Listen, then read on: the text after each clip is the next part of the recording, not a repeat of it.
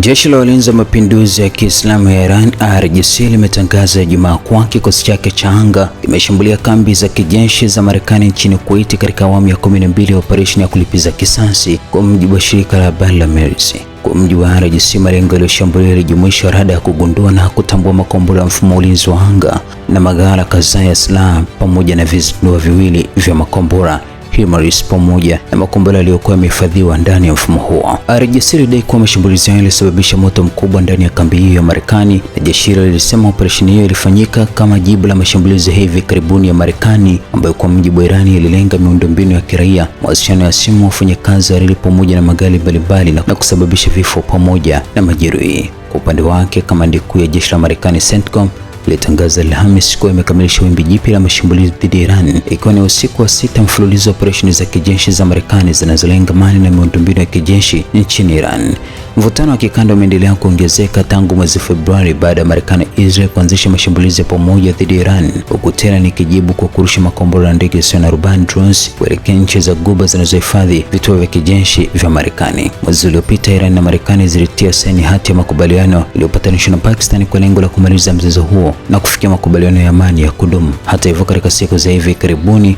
mvutano umeongezeka tena kutokana na mgogoro kuhusu mlango bahari wa Hormuz, huku pande zote mbili zikiendelea kushambuliana. Jeshi la Jordan limetangaza Ijumaa kuwa limefanikiwa kuyadungua na kuyaangusha makombora matatu ya Iran iliyoingia katika anga ya nchi hiyo, kwa mujibu wa shirika la habari la serikali la Petra. Chanzo cha kijeshi kutoka makao makuu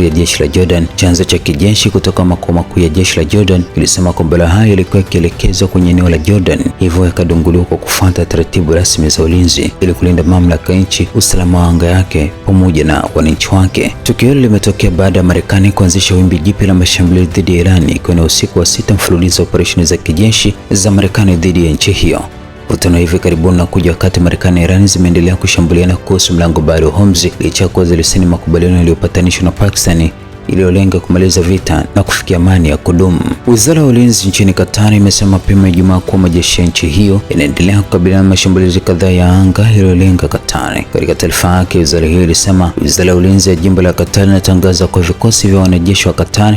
vinaendelea kudungua mashambulizi kadhaa ya angani yanayolenga taifa hilo la Qatar. Awali, wizara hiyo ilikuwa imesema jeshi la Qatar lilifanikiwa kudungua mashambulizi ya makombora, huku wizara ya mambo ya ndani ikithibitisha kuwa mtoto mmoja alijeruhiwa kutokana na vipande vya makombora vilivyoanguka baada ya operesheni za kuyadungua makombora hayo. Matukio hayo yamefuatia mashambulizi mapya ya Marekani dhidi ya Iran, ikiwa ni usiku wa 6 mfululizo wa operesheni za kijeshi za Marekani zinazolenga Iran. Mvutano kati ya Marekani na Iran umeendelea kuongezeka kuhusu mlango bahari wa Hormuz, huku pande zote mbili zikiendelea kushambuliana licha ya kusaini makubaliano yaliyopatanishwa na Pakistan iliyokuwa na lengo la kumaliza mzozo huo kwa Mashariki ya Kati na kufikia makubaliano ya amani ya kudumu.